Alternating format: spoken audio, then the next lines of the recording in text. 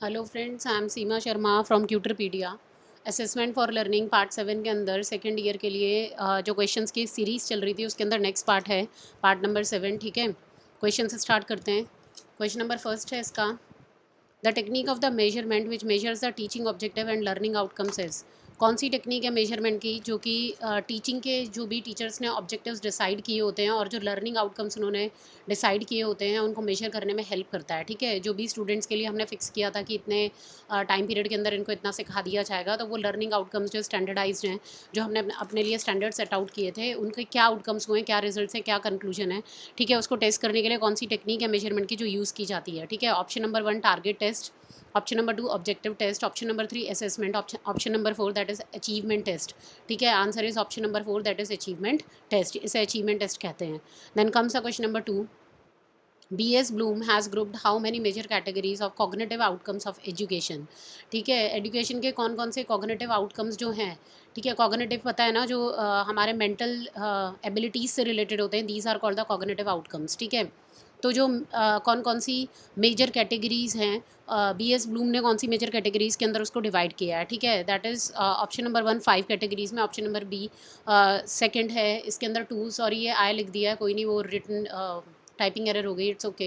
And then third option है 6 या फिर 8। ठीक है, तो option number C third is the right answer, that is total 6 categories के अंदर डिवाइड किया है कॉग्निटिव आउटकम्स ऑफ एजुकेशन को। ठीक है, then comes a question number third, 6 major categories are. अब वो जो प्रीवियस क्वेश्चन में मैंने आपको बोला 6 कैटेगरीज, वो 6 कैटेगरीज हैं कौन सी। ठीक है, इन्हें ना मैंने आपको 1 2 3 4 के अंदर डाला है। पहले ही बता दूँ ये ऑल ऑफ अबव है, लेकिन आप लोग समझ लो तो ज़्यादा बेटर होगा कि ये जो 6 मेजर कैटेगरीज है जिनके अंदर डिवाइड किया है, मैंने ना एरोज नहीं लगाया है, बट ये स्टेप है इनके। नॉलेज के बाद कॉम्प्रीहेंशन होता है, फिर उसके बाद एप्लीकेशन होता है, फिर एनालिसिस होता है, फिर सिंथेसिस होता है, and finally there is evaluation. ठीक है, सबसे पहले आप नॉलेज को गेन करते हैं, then you try to comprehend it, आप उसे अंडरस्टैंड करने की कोशिश करते हैं। जब आप समझ जाते हैं फिर आप उसे अप्लाई करते हैं, अप्लाई करने के बाद आप उसका एनालिसिस करते हैं, how much you have achieved. ठीक है, फिर सिंथेसिस यानी कि होल प्रोसेस जो होता है वो कंडक्ट होता है, इंप्लीमेंटेशन का प्रोसेस होता है, and then finally evaluation. At the last stage you do the evaluation, you try to conclude, ठीक है, whatever your targets were, whether you have achieved that much or not। ठीक है, and so here the option number 4 is right, that is all of above। तो ये categories जो है उनका पूरा सीक्वेंस जो है वो मैंने आपको बता दिया है इसके थ्रू कि all of above इसका आंसर है। Then comes a question number 4, types of the outcomes of education are. Education के किस तरीके के आउटकम्स होते हैं, क्या रिजल्ट्स होते हैं, कॉग्निटिव होते हैं, नॉन कॉग्निटिव होते हैं, बोथ ए एंड बी, या फिर नन ऑफ द अबव। ठीक है ना, it's option number C, that is both A and B. ठीक है, दोनों ही तरीके के होते हैं। कॉग्निटिव मतलब मेंटल एबिलिटी से रिलेटेड, नॉन कॉग्निटिव मतलब where mental recognition is not related. ठीक है, तो वो सारे non cognitive and cognitive abilities दोनों से ही मिलकर के आउटकम बनता है एजुकेशन का। Then comes a question number 5, uses of the achievement test. Achievement test के यूजेस क्या क्या हैं। सिलेक्शन ऑफ इंडिविजुअल्स, इंडिविजुअल्स को सेलेक्ट करने में हेल्प होती है। आपने अचीवमेंट टेस्ट लिया और various people were standing in front of you and it becomes easy for you to select few of them. ठीक है, असाइनमेंट ऑफ द ग्रेड्स, आप ग्रेड्स को बहुत ईजिली असाइन कर पाते हैं। Promotion and classification of individuals, individuals का promote, आपको इंडिविजुअल्स को HR के थ्रू प्रमोट करना है, उनको क्लासीफाई करना है किसी पर्टिकुलर कैटेगरी में for the training and the promotion and all that. Then तब यूज़ होता है अचीवमेंट टेस्ट, या फिर ऑल ऑफ अबव। हाँ, ये सभी हैं इसके uses, all of above is the right answer. आप इंडिविजुअल का सिलेक्शन कर पाते हैं, आप उनको ग्रेड्स असाइन कर पाते हैं, आप उनका प्रमोशन कर पाते हैं, उनको किसी पर्टिकुलर कैटेगरी के अंदर क्लासीफाई कर पाते हैं, और ऑल ऑफ अबव। ठीक है, then comes a question number 6, limitations of the achievement test are. Achievement test की लिमिटेशंस क्या है। ठीक है, देखो जितने भी टेस्ट होते हैं, जितने भी टेक्निक्स हैं, टूल्स हैं एजुकेशन के, each one of them is having advantages along with the disadvantages. सभी के प्रोज भी हैं, कॉन्स भी हैं। ठीक है, तो ये कहता है कि क्या अचीवमेंट टेस्ट के लिमिटेशंस क्या हैं। First one is ignores the individual differences, वो इंडिविजुअल डिफरेंसेस को इग्नोर करता है। You are taking the achievement test मतलब you are taking the test, लेकिन यहाँ पे इंडिविजुअल डिफरेंस जो होता है उसके ऊपर ध्यान नहीं दिया जाता। क्या इंडिविजुअल डिफरेंसेस क्या होते हैं, आप लोगों ने फर्स्ट ईयर में पढ़ा था। ठीक है ना, individual differences when we are different from each other on the basis of our mental ability, on the basis of our physical appearances, on the basis of our grabbing power. ठीक है ना, और रिटेनिंग पावर, इन सब चीज़ों में जब हम एक दूसरे से अलग अलग होते हैं तो these are termed as the individual differences. Then question है option number 2, excessive standardisation of instruction. ठीक है, उसके अंदर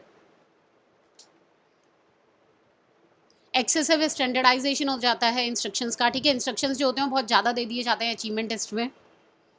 option number 3 that is difficult to eliminate the personal factor for the test construction, reliability is affected. यहाँ पे क्या मतलब है इसका कि पर्सनल फैक्टर जो होता है उसको हम एलिमिनेट नहीं कर पाते while we are constructing the test. Teachers हैं, मेंटोर्स हैं, ठीक है, while they are preparing the achievement test, then personal bias और पर्सनल टच उसके अंदर आ ही जाता है, ठीक है, और वो लोग रिलायबिलिटी जो होती है वो इसकी इफेक्ट होती है, ठीक है, completely it's not a reliable method. And then fourth option is that is all of above, या फिर सभी, ठीक है, ऑप्शन नंबर 4 दैट इज ये सभी के सभी अचीवमेंट टेस्ट के लिमिटेशंस हैं, ठीक है। Then comes a question number 7, types of the test to measure the behaviour of the student are, student का जब बिहेवियर हमें मेजर करना है तो उसके लिए किस तरीके के टेस्ट जो होते हैं कंडक्ट किए जाते हैं। ऑब्जेक्टिव टाइप टेस्ट, ठीक है ना, ये हिंदी में यहाँ पे ना ऑब्जेक्टिव टाइप टेस्ट लिखा हुआ है, ऑब्जेक्टिव टाइप टेस्ट वही होते हैं एमसीक्यूज बेस्ड, ठीक है, तो कहीं आप लोगों को समझ ना आ रहा हो बिकॉज वो एज इट इज़ ऐसा ही आ गया है। ऑब्जेक्टिव होता है एमसीक्यूज, मल्टीपल चॉइस क्वेश्चन, जो अभी आप लोग एग्जाम देने वाले हो और जो अभी आपके सामने ये क्वेश्चन है, these are the multiple choice question, ठीक है। Then comes option number 2 that is traditional और द एसे टाइप, जो पुराने टाइम में था एसे टाइप, रिटन सब्जेक्टिव, लिखते जाओ बड़े बड़े answers, and the first year के अंदर आप सभी ने वही एग्जाम्स दिए थे और अब सेकंड ईयर में आप ऑब्जेक्टिव टाइप दे रहे हैं, ठीक है, या फिर बोथ ए एंड बी या फिर नन। बिहेवियर अगर स्टूडेंट का मेजर करना है then option number 3 is the right answer, दोनों ही चीज़ें ठीक है। ऑब्जेक्टिव टाइप टेस्ट से आप उनका इंटेलिजेंस जो होता है बिल्कुल एक्यूरेटली मेजर कर पाएंगे, ठीक है, अगर चीटिंग का केस ना हो तो, but obvious. And second number is traditional और ऐसे टाइप के अंदर yes you can test their knowledge, ठीक है, कि कितना वास्ट उनकी नॉलेज है और एक पर्टिकुलर टॉपिक के ऊपर how much extended limit up to what limit they can write on the particular topic, ठीक है। तो ट्रेडिशनल और ऐसे टाइप, तो ये दोनों ही चीज़ें जो हैं ये टेस्ट होते हैं, टेस्ट यूज होते हैं to measure the behaviour of the student. Then comes a question number 8, 4 steps of constructing an objective type test is, कौन से 4 स्टेप इन्वॉल्व होते हैं ऑब्जेक्टिव टाइप टेस्ट को कंस्ट्रक्ट करने के लिए, ठीक है। Planning, then preparing, then trying out and evaluation, या फिर ऑल ऑफ अबव, ठीक है, ये ऑल ऑफ अबव है, ठीक है। और ये 4 स्टेप जो प्रोसेस है ना ये एक्चुअल में यही है, सबसे पहले प्लानिंग की जाती है, देन आप प्रिपेयर करते हैं अपना जो भी प्लान होता है, ठीक है, उसको पूरा प्रिपरेशन देते हैं और इम्प्लीमेंटेशन के लिए उसकी वो करते हैं, अपना मतलब एडवांस के अंदर सेट डाउन योर ऑब्जेक्टिव्स, आप अपने ऑब्जेक्टिव्स और टारगेट्स को सेट डाउन करते हैं what you are going to teach and all that, ठीक है। Then comes the third that is trying out, फिर उसे इम्प्लीमेंटेशन का प्रोसेस होता है, and finally there is evaluation. Evaluation बहुत ज़रूरी है, until you are doing the evaluation you will never come to know कि what the students have achieved actually, ठीक है, how much their understanding level has been increased up because of your test और because of your learning process, ठीक है। तो evaluation करना बहुत ज़रूरी है, तो ये 4 लेवल का प्रोसेस होता है, प्लानिंग करना, देन प्रिपेयरिंग करना, then trying out that is implementation, and finally the evaluation. So all of above are the correct. Then comes a question number 9, blueprint of the test is which step in the construction of the achievement test. जब आप achievement test को prepare करते हैं तो उस वक्त पे एक ब्लूप्रिंट की स्टेज आती है, ठीक है। ब्लूप्रिंट क्या होता है, आप लोगों ने देखा होगा कि फाइनल एग्जाम्स जब बच्चों के आने वाले होते हैं या फिर कोई भी एग्जाम अगर कंडक्ट करी है कोई भी university, before that they always provide a blueprint of the test. Blueprint means from which chapter how many questions are going to be asked and how much weightage each chapter is carrying, ठीक है, हर chapter की कितनी weightage है, कोई बहुत ज़्यादा important होता है और कोई लेस इंपॉर्टेंट होता है, तो accordingly the weightage has been assign to those particular chapters. तो ये कह रहा है कि यहाँ पे ब्लूप्रिंट जो होता है टेस्ट का वो अचीवमेंट टेस्ट को कंस्ट्रक्ट करने में कौन सा स्टेज पे आता है, फर्स्ट पे आता है, सेकंड पे आता है, थर्ड पे आता है या फिर फोर्थ पे आता है। Option number 2 is the right answer, that is second stage. Second stage जो होती है इसकी वो ब्लूप्रिंट डिसाइड करने की होती है, ठीक है।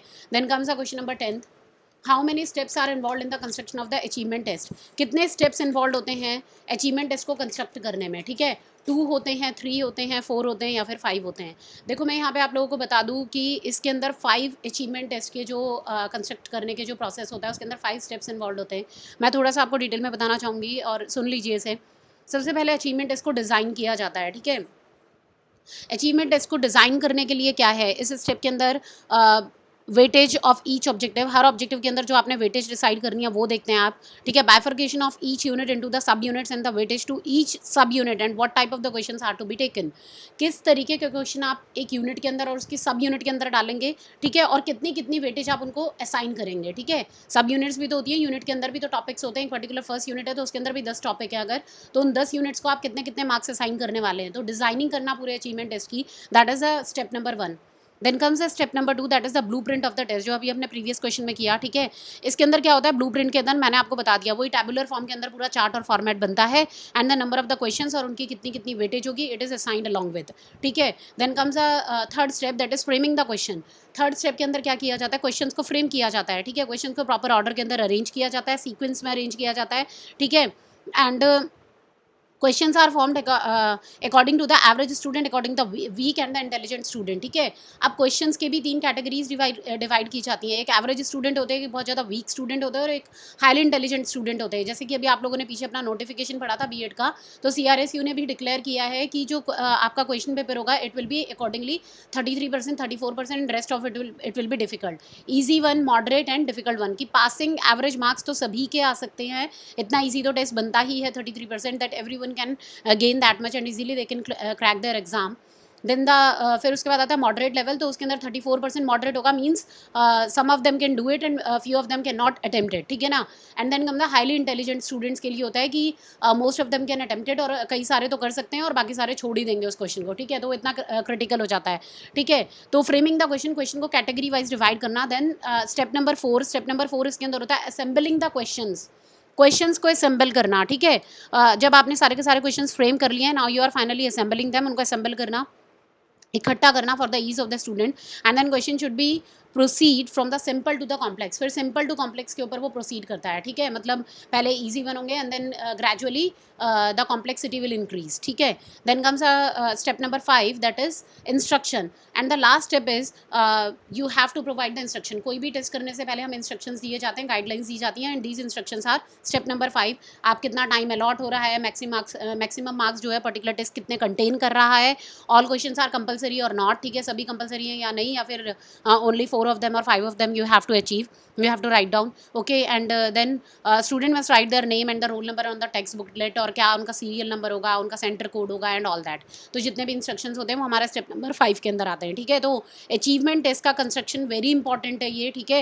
एक बार आप लोग प्लीज़ अपना थ्योरी बुक जो भी है आपके पास अवेलेबल, उससे आप एक बार गो थ्रू कर लीजिए कि अचीवमेंट टेस्ट को कंस्ट्रक्ट करने के लिए क्या क्या स्टेप्स होते हैं। दोबारा एक बार मैं आपको बता रही हूँ, designing of achievement test, then blue print of the test is done, after that the questions are framed, and then assembling the questions को assemble किया जाता है, and finally the instructions are arranged for the particular test. So total 5 steps are involved in the construction of an achievement test. So these were the 10 questions for today, and Hindi वाले students का भी बगल में ही बिल्कुल मैंने दिया हुआ है, तो आप लोग इसी के अकॉर्डिंग रीड करते जाइए, and hopefully you will also prepare well. Please like share and subscribe my channel. और ये मेरे लिए नहीं है सब्सक्राइब करना, ये आपके लिए नहीं है, ये सोच करके कभी भी हमें शेयर नहीं करना है दूसरे के साथ कि इसमें उसका फ़ायदा हो जाएगा, बिकॉज शेयरिंग इज़ केयरिंग। आप लोग जो शेयर करेंगे and then same thing will return back to you. तो अपने भले के लिए इन फ्यूचर अगर आप लोग चाहते हैं कि आप लोगों को भी कुछ अच्छा मिले, तो you must do the help for the others also, ठीक है। तो प्लीज़ शेयर कीजिए इसे, और शेयर करेंगे तो आप लोगों को भी बेनिफिट होगा, और आप ही लोगों के फ्रेंड्स हैं सारे, it's okay. Thank you and then bye.